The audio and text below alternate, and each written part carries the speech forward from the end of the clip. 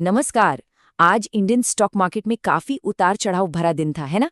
तो चलिए आज के इस विश्लेषण में हम लोग मिलकर समझते हैं कि आखिर बाजार गिरा क्यों और इससे कल के लिए क्या इशारे मिल रहे हैं।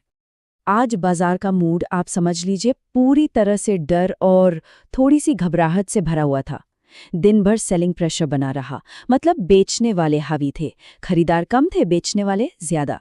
साफ इशारा था कि लोग रिस्क लेने से बच रहे थे, काफी सावधानी बरत रहे थे। तो आज बाजार का मूड था कैसा?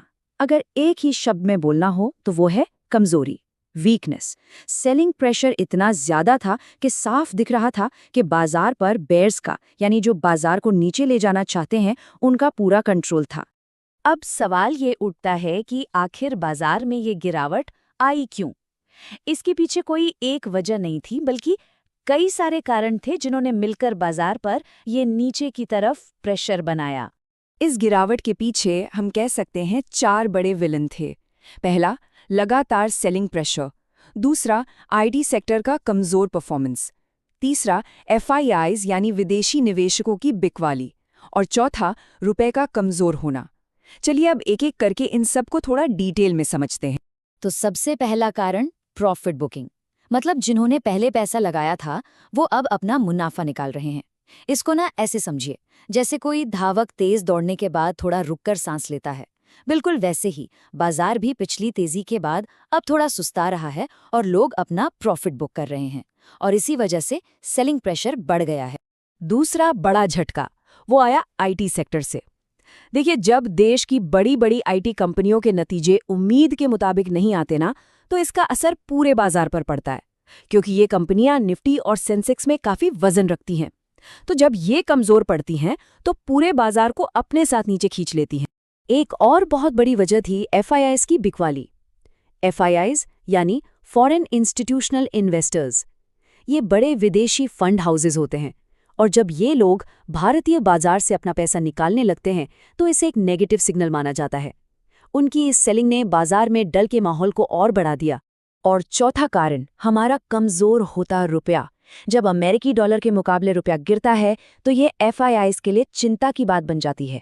उनके रिटर्न्स कम हो जाते हैं, इसलिए वो भी बिकवाली करने लगते हैं।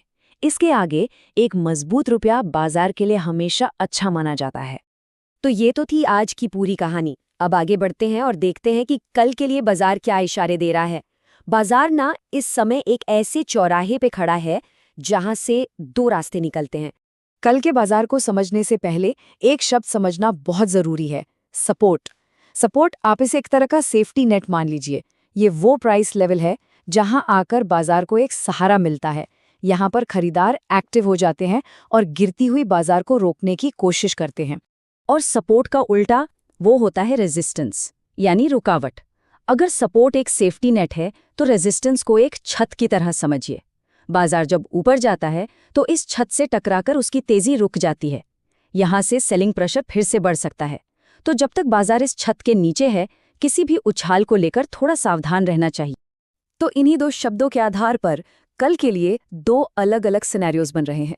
पहला, अगर बाजार अपने सेफ्टी नेट यानी सपोर्ट लेवल पर टिका रह जाता है तो थोड़ी राहत की सांस मिल सकती है, एक बाउंस देखने को मिल सकता है। लेकिन दूसरा सिनेरियो, अगर ये नेट टूट गया तो फिर गिरावट का सिलसिला आगे भी जारी रह सकता है। तो इन दोनों संभावनाओं को देखते हुए एक निवेशक या ट्रेडर को अब करना क्या चाहिए? आखिर किन बातों पर फोकस करना चाहिए? इसके लिए एक सिंपल सी चेकलिस्ट है जिसे कल फॉलो करना है। सबसे पहले ग्लोबल मार्केट्स पर नजर रखिए, दुनिया भर के बाजार कैसे परफॉर्म कर रहे हैं। दूसरा, एफआईआईज का डेटा देखिए, वो खरीदारी कर रहे हैं या बिकवाली। तीसरा, बैंकिंग और एनर्जी जैसे बड़े सेक्टर्स की मूवमेंट को ट्रैक कीजिए। और आखिर में जब बाजार खुले तो वॉल्यूम पर ध्यान दीजिए। वॉल्यूम से पता चलता है कि बाजार की मूवमेंट में कितना दम है। यहाँ ना एक चीज समझना बहुत जरूरी है, शॉर्ट टर्म और लॉन्ग टर्म नजरिए का फर्क। अभी शॉर्ट टर्म में, मतलब आजकल के लिए बाजार कमजोर लग रहा है तो एग्रेसिव ट्रेडिंग से बचना ही समझदारी है। लेकिन अगर लॉन्ग टर्म की बात करें, मतलब 6 से 12 महीने की, तो ये गिरावट अच्छी कंपनियों में धीरे धीरे निवेश करने का एक मौका भी हो सकती है, क्योंकि भारतीय अर्थव्यवस्था की बुनियाद तो मजबूत है। हाँ, लेकिन उतार चढ़ाव की उम्मीद रखनी पड़ेगी।